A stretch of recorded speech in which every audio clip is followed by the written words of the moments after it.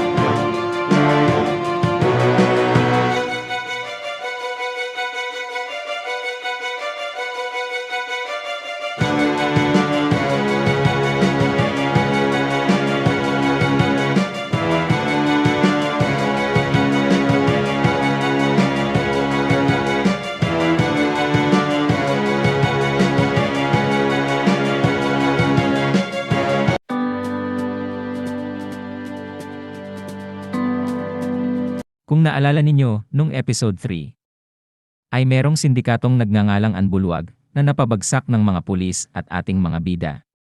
At ang mga miyembro nito na hindi namatay sa engkwentro ay nakulong. Kasama na ang pinuno. Pero ngayon sila ay pinatakas ng misteryosong tao, tinurukan ng serum, at tinulungang makontrol ang kanilang espiritong hayop. Narapagbakasyon rin sa wakas. Sa dami ba naman ang ginawa natin sa mundo? Deserve natin to. Lubos-lubusin mo na yan. Matagal pa bago mangyari uli ito. Sa wakas, nakapagpahinga din sa haba ng biyahe. Ihanda nyo na ang mga pagkain. Ihawin na ang mga ihaahawin. Habang nababakasyon ang ating mga bida, ay nakikipaggerahan naman ang mga pulis sa Anbuluwag. Ayos ang naging ideya nyo. Nagawa ng mga pulis ng balang tumetalab sa espiritong hayop. Sila na muna ang bahala sa Analdist habang wala tayo. Tama ka, napakarami nang nangyari. Oras naman para magliwaliw tayo. Naalala ko pa noon, nung napunta ka sa pewder ko. Ipinangako ko sa aking sarili at sa iyong mga magulang na aalagaan kita. Kaya tinuruan kita lumaban para maprotektahan mo ang iyong sarili. At baka, pag nalaman nung taong naging dahilan ng pagkawasak ng templo, nabuhay ka pa, ay patayin ka niya. Pero ito ang nangyari. Ikaw ay lumaki ng maayos at naging zoologist. At dahil nangyari ang nangyayari sa syudad natin, ikaw ay naging bayani. Naalala ko pa nung unang beses akong makalaban ng espiritong hayop. Ang espiritong rhino. Kahit normal na sa akin ang makakita ng espiritong hayop dahil nakikita ko naman ito sa inyo at sa aking sarili. Hindi pa rin ako makapaniwala nung nakita ko ang espiritong rhino at ang amo nito. Dahil kakaiba ang kanyang aura. Yun pala, kinokontrol nito ang sarili niyang amo.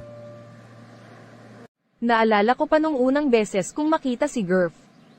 Hinang-hini siya nun. Tinulungan ko siya. Bago ko siya maalalayan nasa itaas ako ng bubong. At nagkatitigan kami ng minuto. Hindi ko alam kung bakit. At dinala ko siya sa laboratorio. Doon ko nakilala si Tito Crave. At pinagtulungan naming matalo ang espiritong jaguar. Grabeng pagsasanay pa ang ginawa namin nun. At pagkatapos nun inalok ako ni Girth na maging bahagi ng team.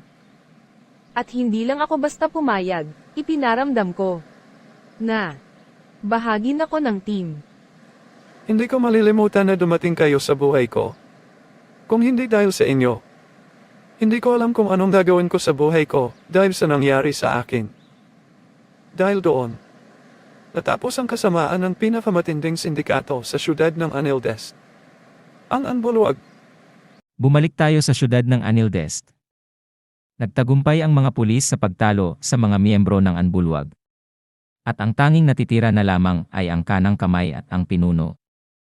Namatay ang lahat ng miyembro ng Anbuluag at kasalukuyang kinakalaban ni Gerald ang kanang kamay. Sa isang lugar na silang dalawa lamang ang naandoon. Ang pinuno naman ng sindikaatong ito ay nakatakas na. Lumipas ang ilang minuto at nagkaroon ng matinding labanan si Gerald at ang kanang kamay at sa huli nanalo si Gerald at napatay niya ang kalaban.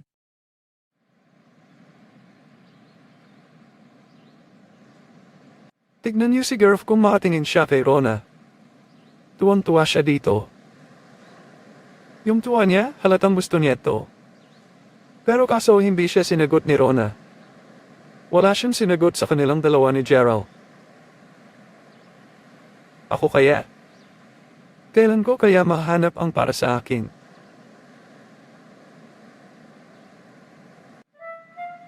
Sumunod na araw ay nakauwi na ang ating mga bida. At nalaman nila ang nangyari sa syudad. At may mensahe ang pinuno ng Anbuluag sa buong syudad ng Anildest.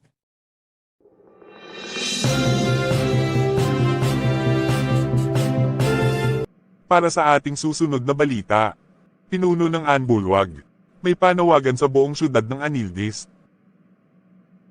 At kung ano ito, panoorin natin ang kanyang video. Buong syudad ng Anildest. Makinig kayo. Ikaw and Ma. Mantos tayong muli. Dito sa aking kuta. Bibigyan kita ng 24 oras, bukas pagpatak ng alas 12 ng madaling araw. Pag hindi mo ginawa ang gusto ko, sasakupin ko ang buong syudad ng Anildest. Sigurado ka ba, Mikey, sa gusto mong mangyari? Oo. Kung kailangan namin mag-toast muli para mapatigil siya, ay gagawin ko. Sige, may tiwala kami sa'yo. Sumunod na araw kinagabihan, ay nagaganap ang pagtutuos muli. Nila Enma at pinuno ng Anbuluag. At habang sila ay naglalaban, sila ay nag-uusap tungkol sa mga nangyari noong hawak pa ng Anbuluag si Mikey hanggang sa araw ng una nila pagtutuos. Pagkalipas ng ilang minuto ng matinding labanan, si Enma ay nakatumba sa sahig at handa na siyang tapusin ng pinuno ng Anbuluag mula sa malayo. Pero siya ay nakahawak ng matalim na bagay at naihagis niya ito sa kalaban. Natumusok sa dibdib nito na sanhi ng kanyang pagkamatay.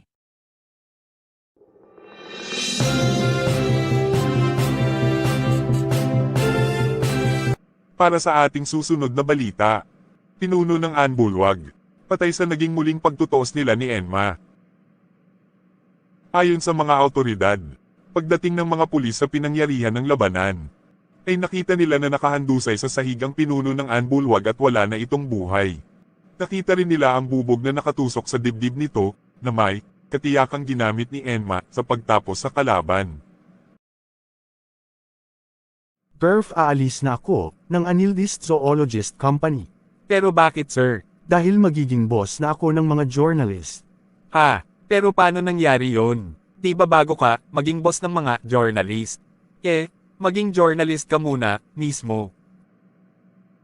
Sabihin na nating, malakas ako sa may-ari ng kumpanyang yun. O sige, good luck. At siya nga pala, ikaw ang napili kong papalit sa akin. Ha? Oh, sige. So Girth, pinabati kita bilang bagong manager ng Anildest Zoologist Company. Salamat.